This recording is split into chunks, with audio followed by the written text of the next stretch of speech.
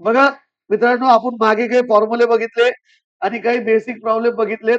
आता त्याच्या पुढचे प्रॉब्लेम घेणार आहोत आपण. Integration of 1/√1 minus x square minus cos x dx. सगळ्यात पहिले ह्याच्यात पाहायचं मित्रांनो, आपल्याकडे डायरेक्ट फॉर्म्युला अवेलेबल आहे का? तर डायरेक्ट फॉर्म्युला आपल्याकडे अवेलेबल आहे.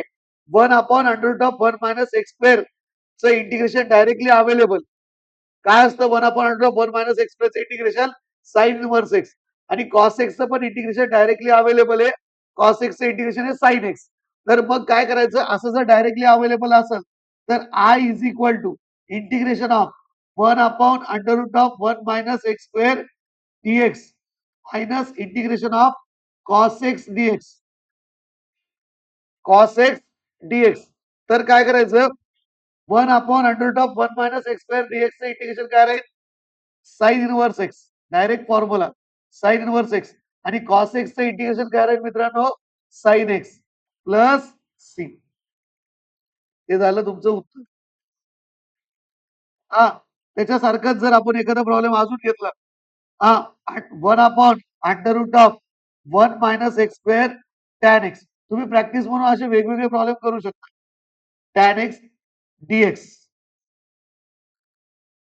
तर बघा मित्रांनो, आय इज इक्वल टू, जर इंटिग्रेशन सेपरेट केलं 1/√1 मायनस एक्स स्क्वेअर डीएक्स.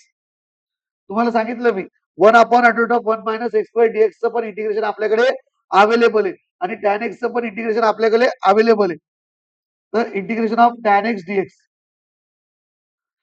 तर I is equal to 1/√1 minus x स्क्वेअरचं इंटिग्रेशन काय आहे? Sine inverse x. हा, आणि टॅन एक्सचं इंटिग्रेशन काय आहे? Log of sec x. Log of mod of sec x plus. आता बघा नेक्स्ट प्रॉब्लेम 28वा. इंटिग्रेशन ऑफ 1/, असं प्रॅक्टिस करत राहायचं तुम्ही, त्यावेळेसच तुम्ही दुरुस्त होता. 1/√1 minus x square minus sec x dx. हा, तर काय करायचं, integration of 1/√1 minus x square.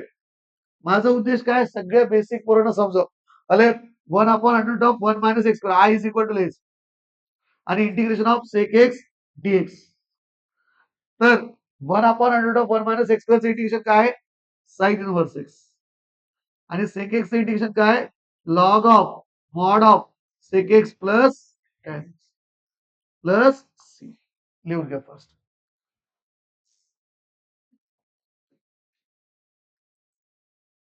बघा आता next problem, integration of, problem number किती आहे आपला? 29. हे लक्ष द्या, integration of 1/1 plus x square 1/1 plus x square plus 5 dx. 1/1 plus x square 5 dx. बघा मित्रांनो, याला सेपरेट करायचं. 1/1 प्लस एक्स स्क्वेअर. सगळ्यात पहिले तर बघायचं की आपल्याकडे डायरेक्ट फॉर्म्युला अवेलेबल आहे का?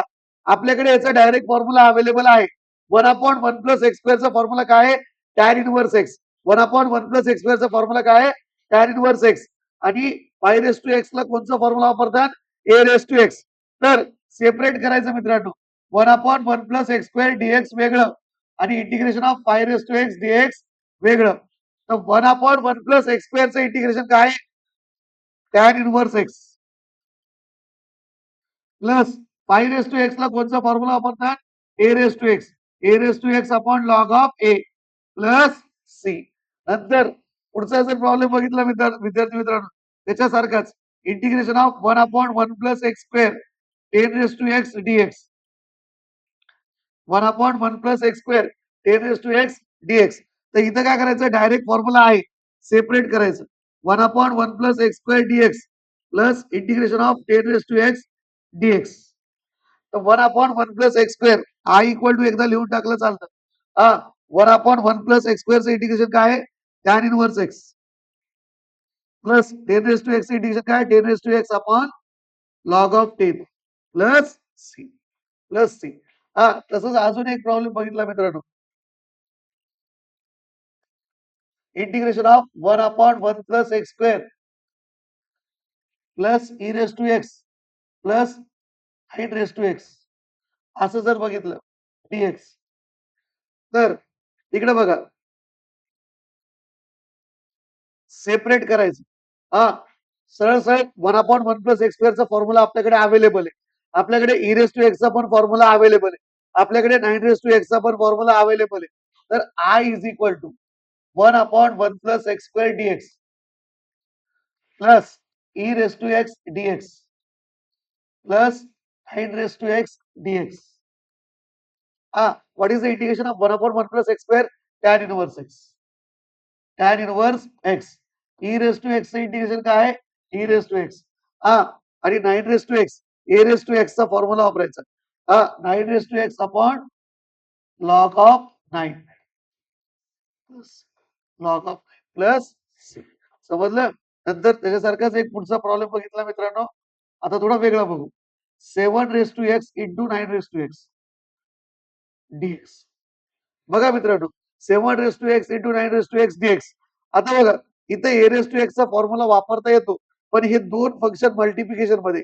तर मग काय करू शकतो तुम्हाला माहितीये, घातांकाचा नियम माहितीये विद्यार्थी मित्रांनो. घातांकाचा नियम काय सांगतो, की दोघांची पॉवर जर सेम असेल तर ती एकच लिहू शकतो. तर 7 गुणिले 9 ची पॉवर एक्स लिहू शकता तुम्ही. लिहू शकता ना, 7 गुणिले 9 ची पॉवर एक्स. तर 7 गुणिले 9 म्हणजे 63 ची पॉवर एक्स. 7×9 = 63 ची पॉवर एक्स. तर आता ए रेस टू एक्स चा फॉर्म्युला वापरायचा. What is the integration of A raise to x? 63 raise to x चं इंटिग्रेशन काय करतात? ए रेस टू एक्स नी 63 raise to x upon log of 63 plus C. समजलं? Write down very fast. Problem number 33. हे लक्ष द्या. Integration of 10 raise to x into 5 raise to x dx. बघा मित्रांनो, 10 raise to x into 5 raise to x dx. आता ह्याला काय करायचं मित्रांनो, दोघांची पॉवर सेम करायची. 10 गुणिले 5 ची पॉवर एक्स म्हणजेच 50 ची पॉवर एक्स. एकदा आय इक्वल टू लिहून टाकलं बस. 50 ची पॉवर एक्स डीएक्स. 50 ची पॉवर एक्स डीएक्स. हे बघा मित्रांनो, ए रेस टू एक्स चे integration. What is the formula for A raise to x? I is equal to A raise to x upon log of A म्हणजे 50 raise to x upon log of 50 plus C. नंतर पुढचा problem बघू. हे पहा, problem number 34. असंच करायचं. Integration of 8 raise to x into 10 raise to x into 5 raise to x. आता 3 ह्याच्यात बघू मित्रांनो. 3 जरी असले तरी काय करायचं, 3 जरी असले तर काय करायचं, तिघांची पॉवर एकसाथ घेऊ शकतो आपण. आय इज इक्वल टू 8 गुणिले 10 गुणिले 5 एक्स. 8 आपलं 8×10 = 80 आणि 8×5 = 40 म्हणजे किती येतं ते 400. Integration of 400 dx. Integration of 400 dx. काय येते integration of 400 dx? Integration of 400 raise to x dx. तर काय येते 400 raise to x upon log of 400 plus C. तसंच जर पुढे प्रॉब्लेम घेतला मित्रांनो 35 नंबर. Integration of A raise to x into B raise to x into Q raise to x dx. तर I is equal to A B Q raise to x dx.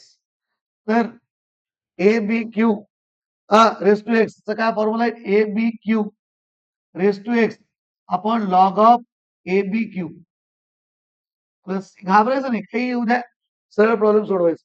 आले. नंतर integration of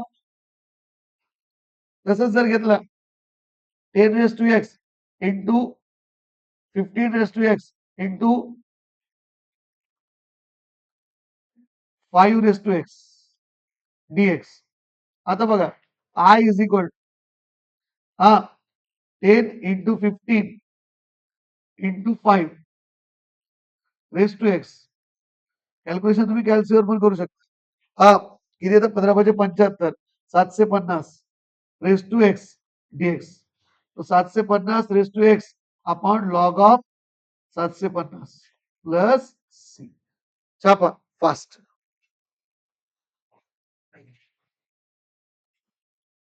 view इथं जागा आहे.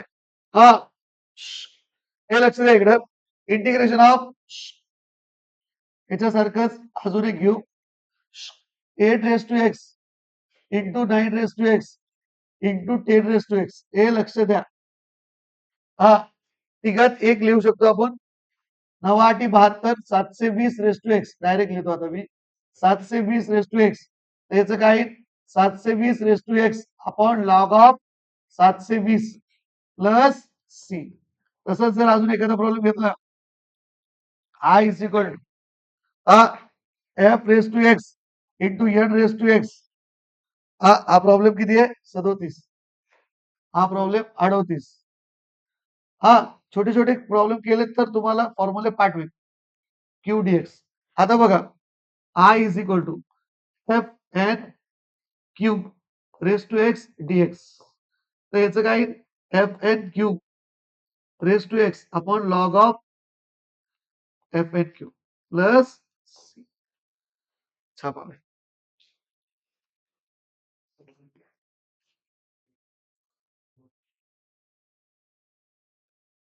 लक्ष द्या. Integration of problem number 39. Problem number 39. Integration of log of base a plus 2 प्लस e raise to 2 log x e raise to 2 log x plus e raise to x log of A. E raise to x log of A. तर बघा मित्रांनो याच्या पहिल्याच्या व्हिडिओमध्ये आपण शिकलो हे ए वर्ग 2 मिनिट.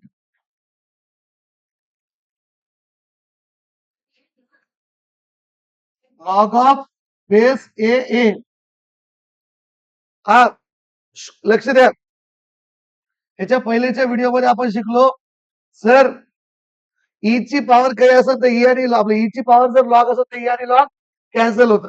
ते आता कसं आपण पहिल्याला काय करायचं डायरेक्ट फॉर्म्युला कुणाचाच नाही आहे का याच्यात आपल्याला डायरेक्ट फॉर्म्युला कुणाचा नाही. तर मग काय करायचं सगळ्यांना लॉगरिथमचा नियम वापरायचा पहिले. लॉग ऑफ बेस ए आणि ए असेल त्याची व्हॅल्यू असते 1. जर e raise to 2 log x आहे ई आणि लॉग मित्रांनो कॅन्सल होत असतं. पण मग मध्ये मध्ये कोण करायला आपल्याला 2. तर मध्ये मध्ये 2 करायला तर ईच्या डोक्यावर हे पॉवर रूल वापरून लॉग एक्सच्या डोक्यावर टाकायचंय एक्स स्क्वेअर होईल.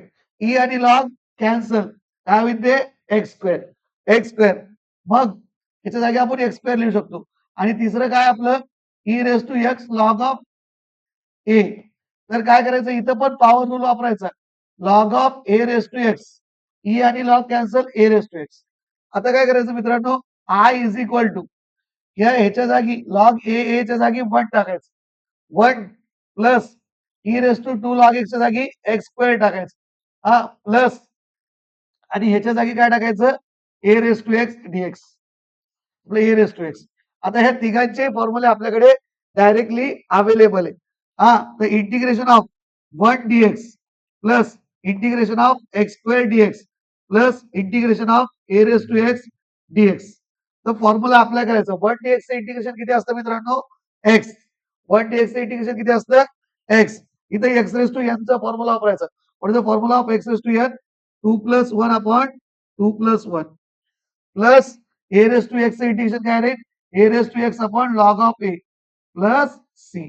तर मग याचं फायनल उत्तर कसं लिहायचं x plus x cube by 3 plus A raise to x divided by log of A plus C. लक्षात हा प्रॉब्लेम लिहून घ्या फास्ट. हा हे लक्ष द्या. आता 40वा प्रॉब्लेम सेम याच्यासारखा प्रॉब्लेम आहे. Integration of e raised to 2 log of base ex minus log of base a plus e raised to x log of raised for a. आता बघा dx. आता काय करायचं लक्ष द्या व्यवस्थित. हे पहा सगळ्यात पहिले integration of e raise to power 2 log of base ex. तर त्याला बाजूला घेऊ पहिलं. e raise to power 2 log of base ex. हा तर इथं 2 मध्ये मध्ये करायला लागलं. याला डोक्याला पाठवायचं याच्या डोक्याच्या वर एक्सच्या. तर काय करायचं पॉवर रूल वापरायचं. e raise to power log of x square. नंतर ई आणि लॉग कॅन्सल म्हणजे कट होतं. लॉग अँटी लॉग असतं ई म्हणून त्याला कट करायचं म्हणजे कट लिहायचं नाही फक्त बस. आता बघा नंतर लॉग ऑफ बेस ए आणि ए असं तर किती होत असतं 1 आणि e raise to x log of A जर याच्या डोक्यावर पाठवलं तर log of A raise to x e आणि लॉग हा गेलं ए रेस टू एक्स. मग आता तिघांची व्हॅल्यू टाकायची. Integration of x square minus याच्या जागी एक्स स्क्वेअर याच्या जागी 1 आणि याच्या जागी ए रेस टू एक्स. आता तिघांचं integration available I is equal to हा तर integration of x square dx minus integration of 1 dx plus integration of A raise to x dx. तर एक्स स्क्वेअरचं इंटिग्रेशन कसं घेतात मित्रांनो x raise to n plus 1 upon n plus 1 2 plus 1 upon 2 plus 1 1 dx integration काय x आणि A raise to x integration काय A raise to x upon log of A plus c. झालं आज पुरतं एवढं बस झालं. उद्या आपण पुढचे प्रॉब्लेम बघू.